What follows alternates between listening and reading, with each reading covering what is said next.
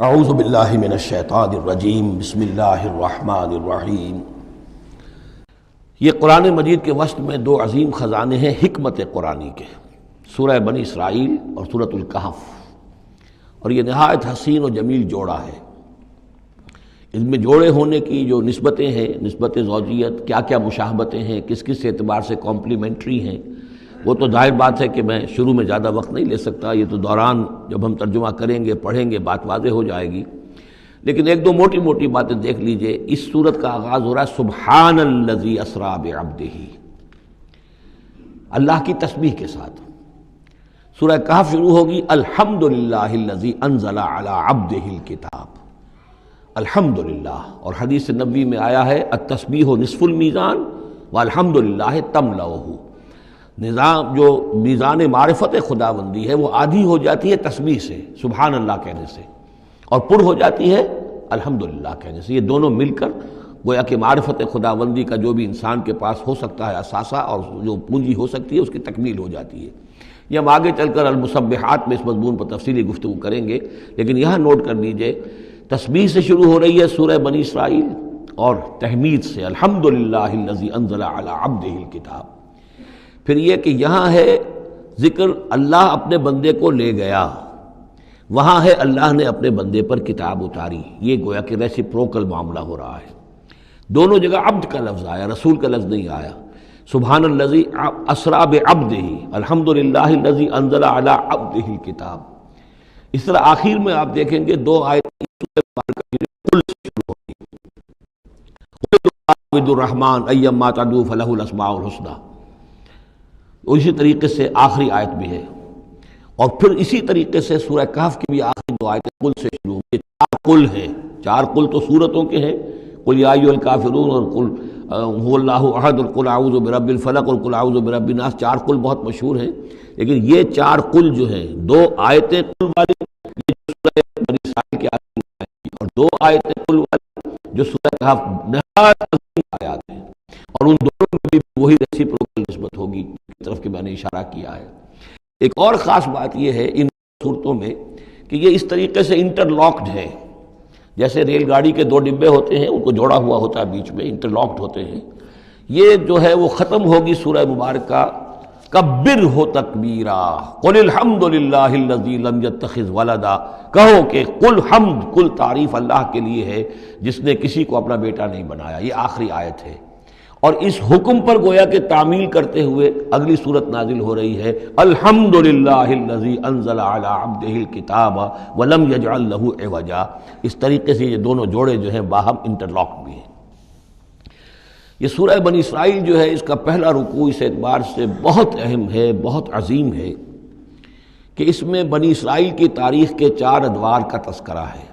جو کہ حضور صلی اللہ علیہ وسلم کی بعثت تک گزر چکے تھے۔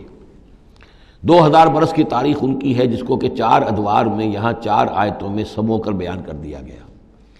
اس کا ہمارے لیے فائدہ کیا ہے کہ ایک حدیث نبوی میں آیا ہے لَيَأْتِيَنَّ عَلَىٰ أُمَّتِي مَا أَتَىٰ عَلَىٰ بَنِي إِسْرَائِيلَ حَزْوَ النَّعْلِ بِالنَّعْلِ، میری امت پر بھی وہ تمام حالات وارد ہو کر رہیں گے جو بنی اسرائیل پر وارد ہوئے، بالکل ایسے جیسے کہ ایک جوتی دوسری جوتی سے مشابہ ہوتی ہے۔ جوتیوں کا جوڑا زمین پر رکھا ہو تو آپ کو مختلف نظر آئیں گے، جوتیوں کے رخ جو ہیں وہ مختلف ہوں گے پنجوں کے حساب سے،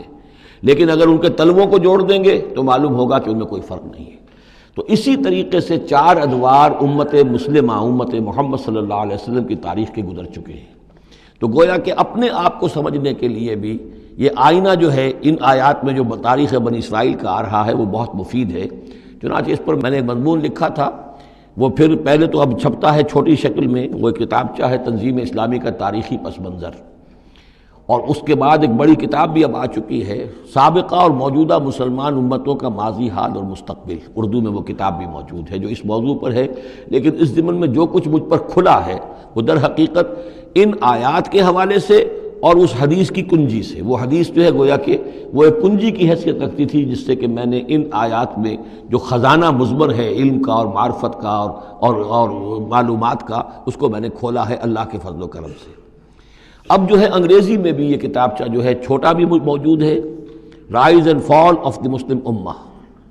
اور دوسری طرف انگریزی میں اب دوسری کتاب کی بھی ترجمانی آ گئی ہے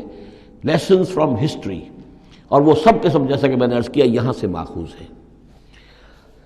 سبحان الذی اسریٰ بعبدہ لیلا من المسجد الحرام الی المسجد الاقصی، پاک ہے وہ ذات کہ جو لے گئی راتوں رات اپنے بندے کو صلی اللہ علیہ وسلم مسجد الحرام سے، یعنی مکہ مکرمہ خانہ کعبہ کے پاس سے، الی المسجد الاقصی، دور کی مسجد کی طرف، یعنی یروشلم بیت مسجد اقصی جو کہ قبلہ رہا ہے بنی اسرائیل کا، الذی بارکنا حولہ، جس کے ماحول کو ہم نے بابرکت بنایا ہے۔ یہ بابرکت اس اعتبار سے بھی ہے کہ بہت ہی یعنی دنیاوی اعتبار سے بھی بہت زرخیز علاقہ ہے، بہت اچھی آب و ہوا ہے، اور اس اعتبار سے بھی کہ یہاں سینکڑوں نبی آئے ہیں، حضرت ابراہیم کا مدفن بھی وہیں ہے، حضرت ابراہیم کا مسکن وہ رہا ہے، بہت سے انبیاء وہاں رہے ہیں، اور یہ جو مرکز رہا ہے یروشلم کا، ہیکل سلیمانی، یہ نہ معلوم کتنے نیک لوگ جو ہیں یہاں رہے ہیں اور یہاں پر عبادتیں ہوتی رہی ہیں، تو وہ پورا ماحول جو ہے روحانی اعتبار سے بھی مادی اعتبار سے بھی بڑا بابرکت ہے۔ یہ اشارہ ہو رہا ہے معراج کے سفر کی طرف، جس کے دو حصے ہیں، ایک حصہ زمینی اور حصہ پھر آسمان کی طرف۔ زمینی حصہ یہ ہے کہ مسجد حرام سے اور مسجد اقصی یروشلم تک حضور کو لے جایا گیا، اور اس کے بعد پھر وہاں سے جو ہے اسینٹ، جو اوپر اٹھنا جو ہے آسمانوں کی طرف کا سفر جو ہے وہ شروع ہوا ہے۔ قرآن مجید میں یہاں صرف اس پہلے حصے کا ذکر کیا ہے، اور اس کا خاص سبب کیا ہے؟ اس کا سبب یہ ہے کہ اب گویا کہ اعلان ہو رہا ہے کہ محمد الرسول اللہ صلی اللہ علیہ وسلم کو اللہ تعالیٰ ان دونوں دین کے جو توحید کے عظیم مراکز تھے ان کا متولی بنا رہا ہے، محمد کو اور ان کی امت کو صلی اللہ علیہ وسلم وعلی اصحابہ الصلاۃ والسلام۔ اس حوالے سے آپ کو وہاں لے جایا گیا، وہاں تمام انبیاء کرام ان کی ارواح وہاں جمع ہوئیں، جو بھی ان کو اللہ تعالیٰ نے اس کو جسد دیے ہوں گے، مثالی جسد دیے جن حقیقتوں کو ہم نہیں جان سکتے، یہ تمام جو ہے پھر متشابہات میں آ جائے گا۔ وہاں حضور نے ان کی امامت کی، پھر وہاں سے آسمان کی طرف آپ کا سفر کا جو ہے وہ عروج کا معراج کا سفر شروع ہوا ہے۔ اس کا ذکر قرآن مجید میں اس دوسرے حصے کا جو ہے وہ پھر سورۃ النجم میں آئے گا مختصر طور پر، یہاں صرف اس کے زمینی حصے کا ذکر ہے۔